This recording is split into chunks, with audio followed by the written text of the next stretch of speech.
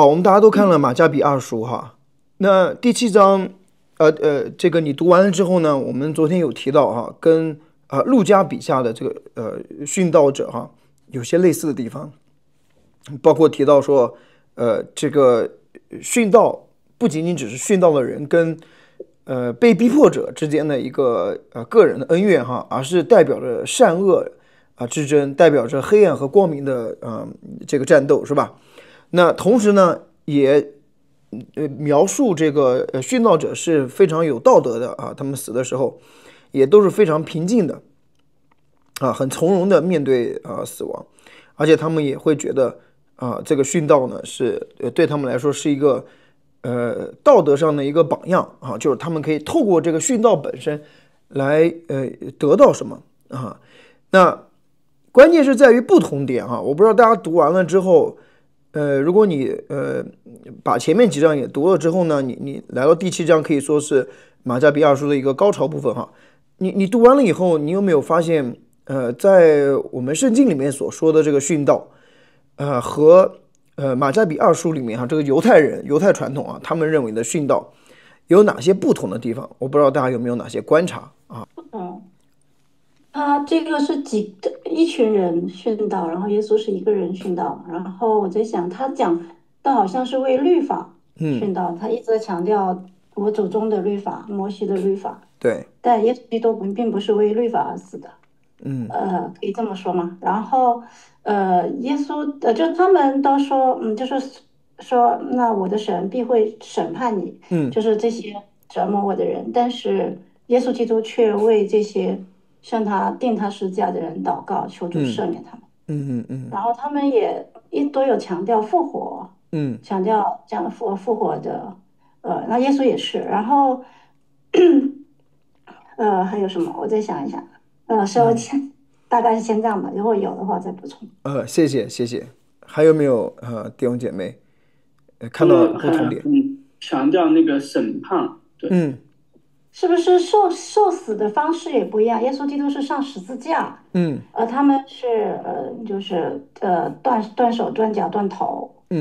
我发现一点就是，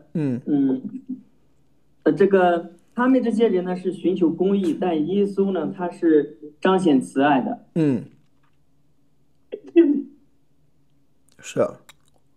还有呢？耶稣的死亡是不断在应验着旧约圣经的，是超越一切的。就看这个文本的话，感觉马加比二书上这7个人，包括他的母亲，要感觉比耶稣更壮烈、更有勇气一些。对，那除了耶稣之外，你也可以想一想，在使徒行传里面，就是那些殉道者啊，或者是你联想到我们教会历史吧，好，到今天的殉道者，那基督教的殉道和这个犹太教的殉道，它的一个你透过这个文本哈，你观察，你感觉那个差别是啥？还有没有？如果说是使徒们或者门徒们殉道，他效法主耶稣基督殉道，有这一层吗？对呀，就是门徒们的殉道肯定是效法主耶稣的一个这个舍命嘛，对吧？那但是我们就看这个差别啊。冉老师，你说，基督教的殉道基督教的殉道不在于这个殉，而在于这个道，明白吧？这是最大的差异。就像你读约翰福克斯的殉道史，你看世界历史上的殉道史，基督教的殉道看上去从壮烈程度都比所有的都要差。就是你比如说，你要说殉的最厉害的那恐怖分子，伊斯兰恐怖分子夏明翰是吧？对，夏明翰还有后来人，就是说的不好听点，你那个道错了，你那个训的再猛也没有任何意义，可以这么说。对，这个是很大的不同。就是我们有很多人总是强调那个训的动作，那个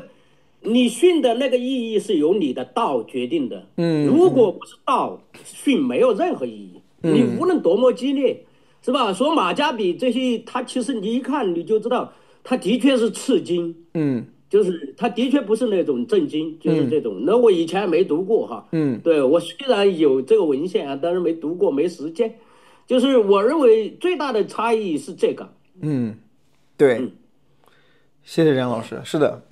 这个我后面也会提到啊，殉道的对象不一样，这才是最关键啊。那还有没有什么观察？大家啊，或者读了之后有什么样的感受？就是你看这个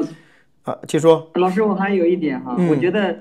他们必定是处在旧约，而旧约的特点是彰显神的公义，所以说呢，他们寻求公义，也在追求这个。但是新约呢，就是耶稣基督是新约的元首，所以说呢，就是新约所有殉道者的榜样，就像耶稣所说的，只可祝福不可咒诅，所以说呢，殉道者都是新约的殉道者都是学习耶稣祝福的。OK，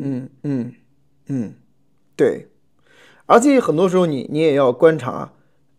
他的一些用词，你通过他的一些用词，你大概能感受到他强调的东西。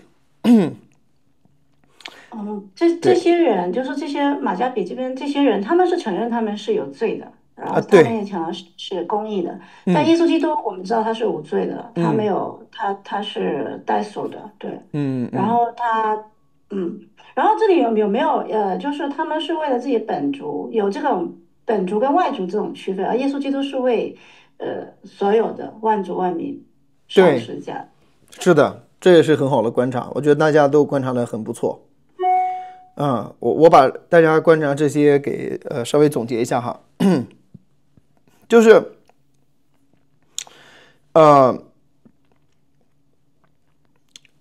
就是第一个哈，就是不一样的地方哈。你发现，在马加比二书里面提到这个殉道者和这个逼迫者的角色的时候，你发现对于这个迫害者逼迫者当然这里面就是安提阿克王哈，这个王，那对他是完全没有任何的怜悯的，是不是嘛？就是你看，都是说神要审判你你以后要下地狱就是大概就是这种审判甚至呢如果你看到后面讲到安提阿克王最后的死其实他也就说这就是上帝的一个审判。所以在这个14节的时候，你看他提到说什么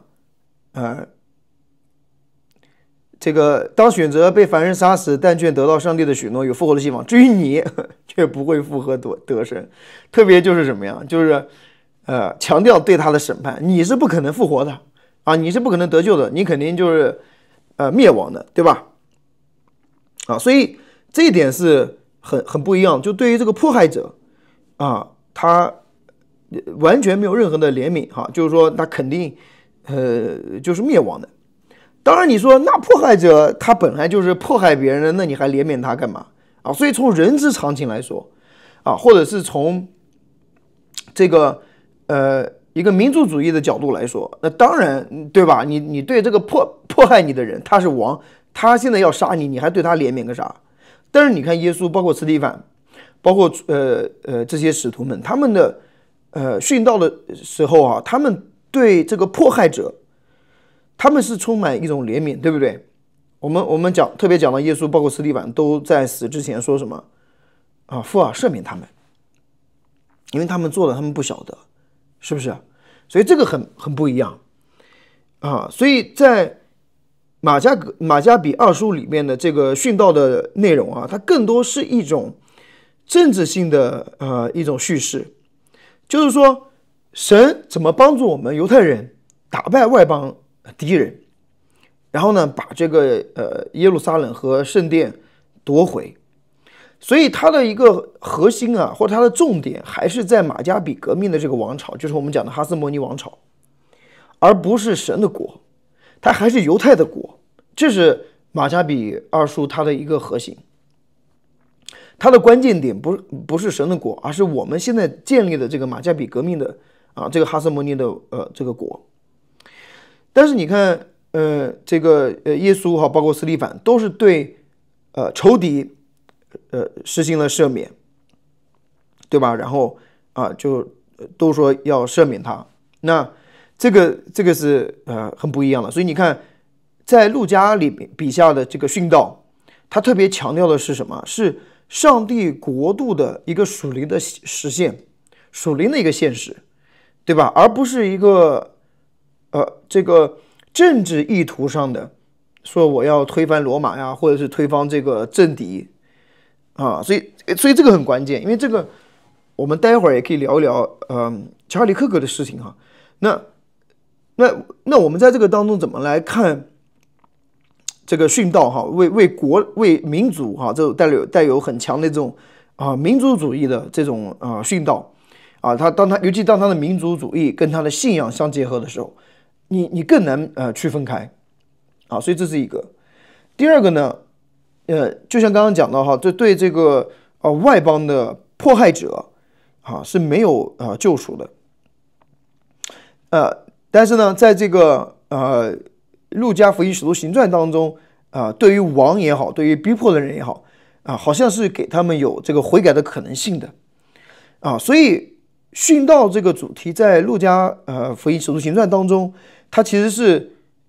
跟外邦人得救这个主题是联系到一起的。这个就是犹太人的殉道跟基督徒的殉道的一个本质的区别就是说这个基督徒的殉道，它成为了对复活主的一个见证，而不是说我是为了我这个国家，为这个民族只是为了我这个圈子，它是对主的一个公开的见证。所以这个不信的人，他们透过这个殉道者就能看到神的荣耀。那目的是什么呢？目的是希望他们可以来相信。所以你看耶稣死了之后连门徒都不相信。你说耶稣的殉道，当然他在实际上是为了赦免我们的罪，可是还有一个很重要的，就是他透过他的死和复活，让他的门徒来相信他，来跟随他。而那些初代教会的使徒们，他们殉道也有这样的一个目的，不仅是为了他们自己的，更是为了那些不信的人，希望他们。所以你看司提反的殉道，其实侧面就影响了谁就是影响了保罗，对吧？所以保罗后面他可以说因着司提反的殉道，在他的心里面其实已经开始有这个果效，只是没有发挥出来。等到他真正遇到复活的主的时候，他就慢慢的理解为什么司提反会殉道，他在死之前可以赦免他的这个仇敌。好，这个是我想提第二个。第三个呢，我觉得基督徒的殉道呢，它是对于跟随耶稣基督的门徒就是说它是一种门训就是说你看在新约里面讲到殉道的时候，它更多是一个门训，而不是在马加比2书里面提到的。刚刚有姐妹提到说是因为罪的缘故所以你看我们犯罪了，上帝借着你外邦人的王来逼迫我。当然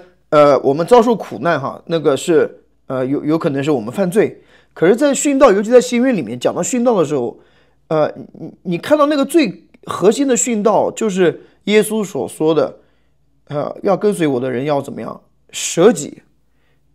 在英文里面就是 deny yourself， 就是你要否认你自己。那这个其实本质上就是一种殉道，就是什么意思？就是你为了你的这个信仰，你把自己舍去了嘛，把自己的性命也舍去了嘛，对吧？这个就像约翰福音12章里面他说，对吧？你们要你要爱惜你的生命，你就会丧失你的生命；可是你要恨恶自己的生命，你就会得到永生，对吧？所以那个恨恶自己的生命，包括我们讲的舍己这种拒绝自己、否认自己，那这个本质其实就是门训的一个本质，就是我们的老我要死去那这个其实就引申出基督徒的一个殉道，就是说新约里面的殉道不仅仅只是身体的这个物质的身体的一个死，它也是一个属灵的，就是新的生命的属灵的一个门训的一个展现所以这个就好像那个大家都知道的彭霍菲尔说的，当耶稣呼召一个人的时候，他说呼召他什么？去死，对吧？呼召他跟随他，然后呼召他去死。那他在这里讲的呼召他去死，其实并不只限于说你物质的身体你要死而是更多指向你这个人你要舍己，你要成为基督的门徒，你就要背起十字架舍己跟随神所以到新约里面的这个殉道，它其实是包括了物质的身体，也包括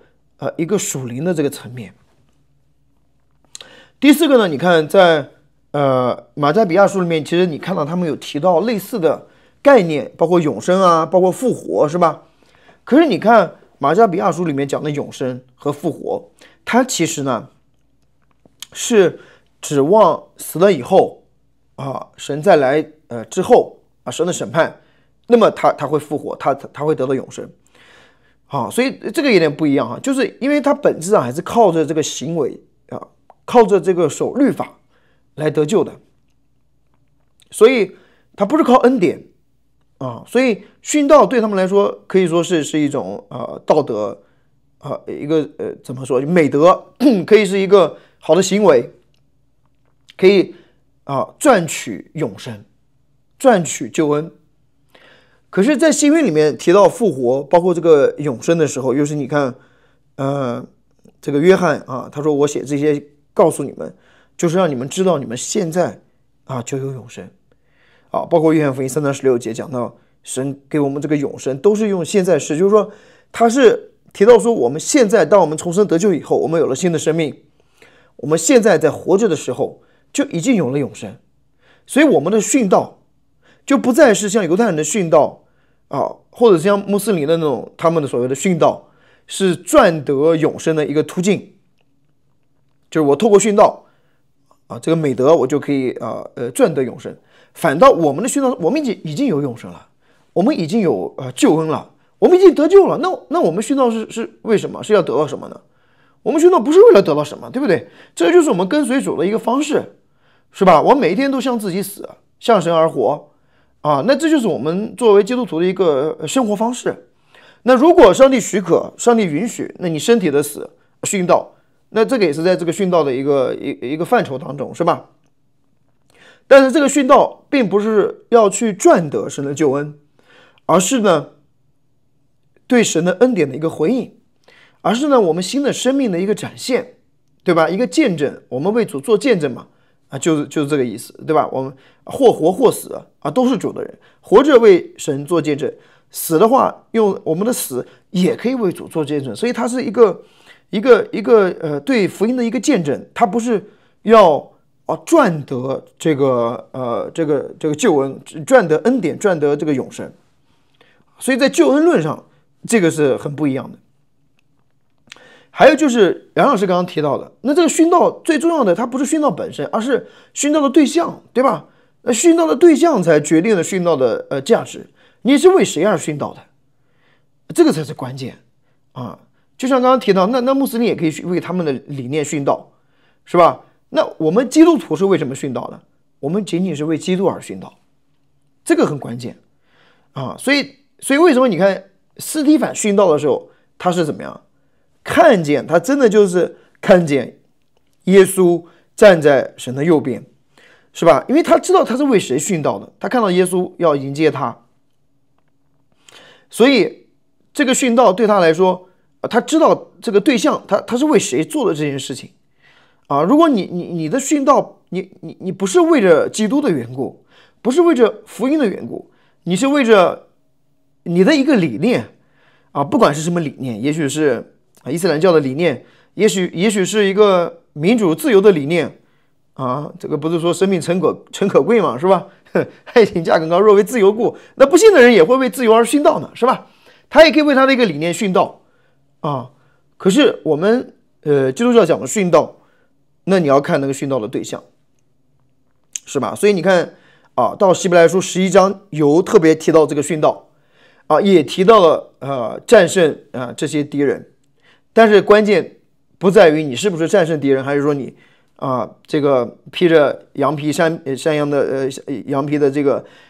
到处乱跑，这些世界不配有的人，对吧？被锯死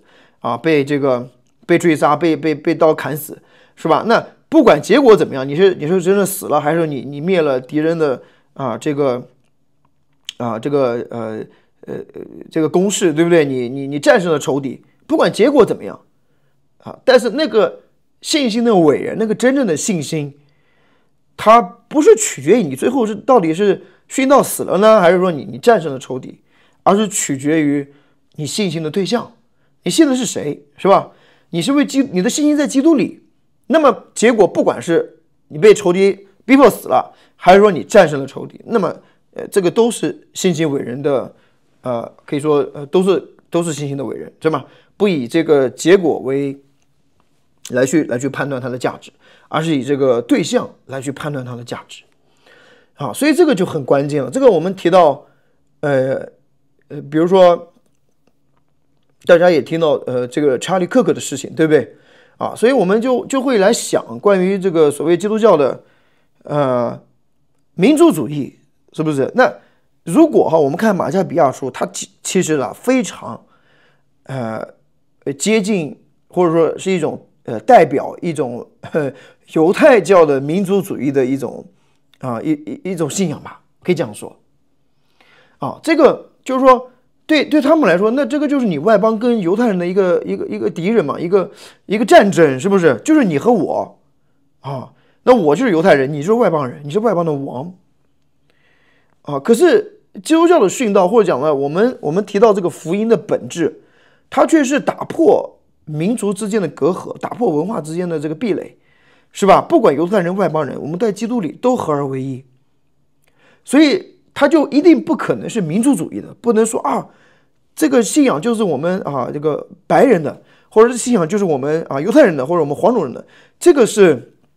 如果跟民族主义绑定到一块儿，就会出问题。因为福音本身它是反民族主义的，它是要打破民族主义之间的这个隔阂的，对不对嘛？所以那这个殉道，我们比如说看到美国的基督教在这个当中，其实它有一定的这个危险在当中，就是因为他们认为这个西方的文化跟基督教的这个绑定因为太深了，所以说很多时候他默认那这个就像犹太人一样，他生下来就是犹太人，他生下来就是犹太教，就跟伊斯兰教一样，他生下来就是伊斯兰教徒。那这个跟他的民族身份绑定到一块儿，他的信仰都是绑定到一起，这个壁垒是没办法打破的，这样就会形成一个对立，就是说你非我族类，是吧？其心必异，你就不可能跟我是一条战线的。所以我们就要想了，那我们的殉道那你说有查理·克克他算不算一个殉道者如果你从广义上来说他为了这个他的理念为了这个信念或者信仰你可以说他是殉道，我觉得这个是没有问题。但是如果你从狭义的角度来说，那他的这个殉道跟宣教士的殉道，跟那些为去传福音的人的那个为了福音的这个殉道有什么样的区别？我觉得从狭义来说可能又不一样为什么这样说呢？你说我们这样说，就是说我们要区分福音和福音的一个结果，或者福音的产品。什么是福音？什么是福音所带来的？这个你要把它分开。比如说我们讲福音所带来的，比如说有我们说你看西方的民主的一个制度或者强调人人平等，强调自由，对不对？强调等等比如说宗教自由。那么你可以说这个是福音可以带来的一个结果，就好像说我们因为我们不是才讲过吗？我们爱邻舍如己，爱人如己嘛，是吧？所以基督徒自然而然肯定是会去照顾帮助那些有需要的人，肯定会立志于消灭那些歧视或者是这些差异，对不对？就是说贫富的差异也好，或者怎么样，他肯定是立志要帮助人可以让这个社会变得更好，对不对嘛？那这个是一个基督徒他自然而然会有一个好的行为，他自然而然会影响这个社会，会建立好的制度会帮助这个社会更好的运作，展现出神的公义，展现出神的这个怜悯，他的恩典和慈爱，是吧？这些都很好但是这些它本身不是福音本身，它是福音所带来的结果，带来的产品就好像如果你看美国有很多的这种基督教的组织，他们其实是社会的一些福利组织，或者是做一些这个社区服务的，就是说他们都是基督徒，他们呢是要践行爱人如己的这样的一个信念，所以呢他们就去做志愿者啊，去比如说像这边有这个，比如说大家可能都知道这个 YMCA 那么所有人都知道 YMCA 这个是基督教的一个机构，但是呢你去到任何一个 YMCA 里面它是主要提供这个社区服务，比如说那些低收入人群他们没有那么多钱去比如说健身啊、运动啊，或者是有游泳啊，或者怎么样那因为你要去那些商业的比如说游泳馆、健身馆，那很贵嘛他就觉得那我们都应该帮助这些有需要的人，是吧？那没有钱的人，他们也应该可以这个来去这个健身嘛，对吧？游泳嘛，所以他们就会有类似的这些的社区的服务，他们也建游泳馆也建这健身的馆，然后也会开一些课程教你游泳教你怎么样就是甚至帮助那些比如说年长的人他们可以有这种，或者是帮助那些戒烟的或怎么样，反正就类似这种社区服务吧，然后就收很少的费用，因为他们是非营利组织。所以你去到这个地方，你什么人都可以来你只要是低收入人群，你只要有需要，你向他寻求帮助，他都会帮你，但是他绝对不会向你传福音，他不会告诉你说你要信耶稣所以你看那你说，因为所有人都知道这是一个基督教组织，可是他做的事情呢，他不是说我的目的不是要让你的灵魂得救，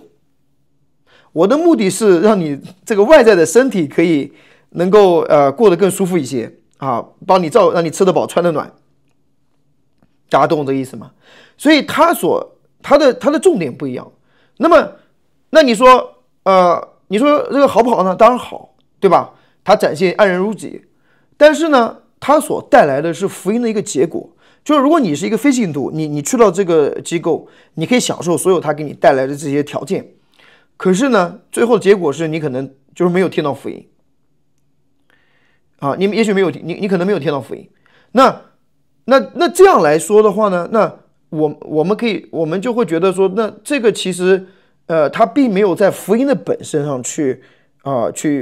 看重，而是看重福音所带来的福利更看重福利，而不是更看重福音。那这个是很典型的美国基督教的一个社会。好，那你想想那当一个人他去为这个比如社会不公去发声的时候，他去为这个穷人或者是所谓被压迫的人去争取权利的时候，或者甚至是为宗教自由被压迫的时候，他去发声，他去努力的时候，那其实这些或者民主这个制度吧，不管怎么样，这些你可以说它都是福音所带来的一个结果，一个产品，一个福利但是如果你是为这些而死的话，你说有没有可能你为了宗教自由而死呢？有没有可能为了社会公义而死呢？为了这个种族的不平等而殉道呢？有的历史上也有很多这样的人，对不对？但是和那个我们狭义上说的是为福音的缘故，为了我的目的不是说好像要消除这个种族的不平等，我的目的是让你的灵魂得救那个殉道又有点不大一样大家理解我的意思吗？所以如果你是为了福音本身，是为了这个人的灵魂而去这个因此而献上的生命，那我觉得这个就是我们狭义上说的一个为福音而殉道。可是如果你是为福音的产品而殉道不管是为了这个自由也好，社会不公也好，还是什么种族歧视等等那我觉得从狭义上来说，这个可能不是为福音而殉道，而是为福音的这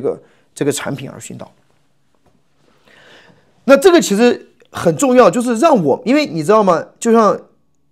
西方的基督徒，他们就是鱼在水里面不觉得有水。你在你的文化当中，因为基督教这个产品已经跟西方的文化结合了好多年了可以说几千年来可以说整个基督教的文明已经把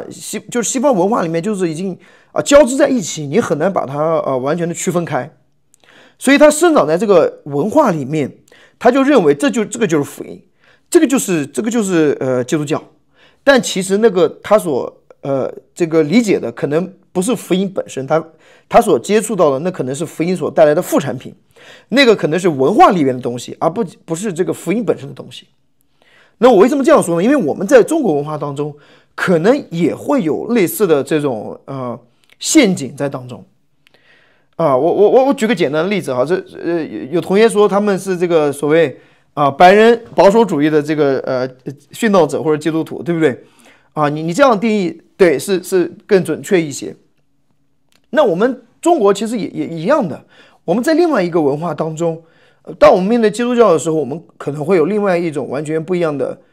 一种理解。我给大家举个简单的例子，比如说三化意象，对吧？那这个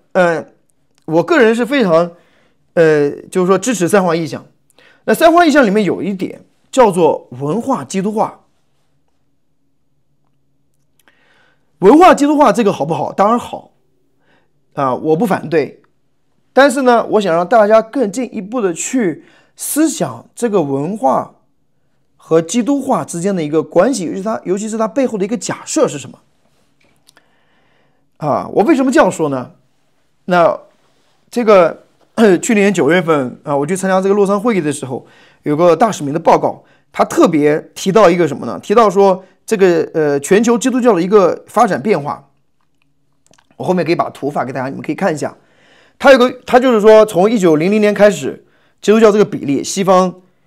就是说它有个柱状图有西方，有拉美，有欧洲，有亚洲就是有北美这些他就是说这个基督教人口的这个数量的比例在1900年的时候，大概西方就是欧洲加北美占了整个基督教就是说基督徒人数的大概将近80%，那就是绝大多数的这个基督徒都是可以说就是西方的，对不对？所以我们有个概念，就是基督教是西方的嘛，对吧？那这是很正常，因为那个人家是大多数嘛，对吧？所以人家也把他的文化跟基督教信仰也结合了很深所以就把它都混到一块了。可是如果你看他们去年这个洛桑研究做这个数据统计到今年他要预测到2050年，大概这100年期间，基督教的一个人口的一个变化你就会发现，到了今天，基督徒人数最多的不是在西方，不是在北美，也不是在欧洲，是在哪呢？是在非洲和拉美。它有个预测图，按照这个趋势发展下去就是以后就100年前是西方、欧洲加北美是占80%，到2050年以后呢，他们西方就是欧洲加北美只占20%了。绝大多数的基督徒都是在非洲，就是非洲成为了所以以后有国宝问你说这个基督教是西方的，你要跟他说基督教不是西方的，基督教是非洲的为啥？那非洲现在是基督徒人数最多的地方，是吧？我为什么这样提呢？因为当我们说文化基督化的时候，我想问问大家，有多少我们华人在想文化基督化的时候，想象的那个文化是非洲的基督教的文化？当你说我们要中国文化基督化，你到底想的是哪一个文化基督化？你想的这个基督化是哪一种文化的形态？你想把它变成最后一个什么样的样子？你绝对不会想的是非洲的基督教的一个文化的一个样态，对不对嘛？你懂我意思吗？就是你可能想的还是西方的所以这个就是让我们知道说，我们在这个文化当中，很多时候我们没有办法分辨到底什么是福音的产品，就是它在文化当中到底什么是福音本身。这个就叫做促进化，要去认识这个促进化的重要性所以西方宣教士去到这个不同的文化当中，他去怎么说这个传福音的时候，他就要区分这一点，不然的话他就会把西方的文化跟福音绑定到一块，就说你成为基督徒，你必须也要像我这样，是吧？西装革履或者怎么样要倒茶吃饭，是不是要怎么样？那如果你把这个福音跟这个福音的产品绑定到一起，全部送给你的，你要全盘的接受的话，那这个时候可能就会产生这个问题。那我们看今天讲不到，我可能明天会提，我们会讲到使徒行传15章耶路撒冷大会的时候，它的一个最大的一个改变就是把割礼、把守安息日、把所有的一切这些旧约律法的礼仪全部把它变成文化性的东西，而不是变成信仰上的一个东西。他把犹太教的文化跟犹太教的这个信仰把它分开了，以至于外邦人，你现在成为基督徒，你信耶和华神，你不需要守安息日，你不需要去割礼，你不需要去守这些洁净的礼仪。这个对犹太人来说，他们真的是没办法接受的，因为他们是绑定到一块了，你懂吗？就好像你对于穆斯林说你得去，你必须要吃猪肉，是吧？你让他信了主之后，你说你也得吃猪肉啊？那一个穆斯林如果他成为基督徒，你是不是要强迫他吃猪肉呢？这就是个问题了，对不对？那到底这个吃猪肉本身是文化上的问题，还是信仰上的问题，还是跟这个福音相关嘛？那这个就是让我们看到神的工作啊，他让彼得3次吃那些不洁净的东西，他其实就在打破这个文化的壁垒，就是让你知道说福音不能被文化绑架。你要知道那个文化里面产生的东西很多是福音的产品，很多是好的，但是并不代表那个是绝对的你不能说你要成为就当年的犹太人就是这样，外邦人信主了是吧？怎么样？你必须要受割礼你必须要守摩西的律法这个我们之前也提到保罗他为什么殉道，是不是？我们也提到了这个保罗写加拉太书等等，他为什么要把这个对于犹太人来说这么重要的事情，那是他们的身份认同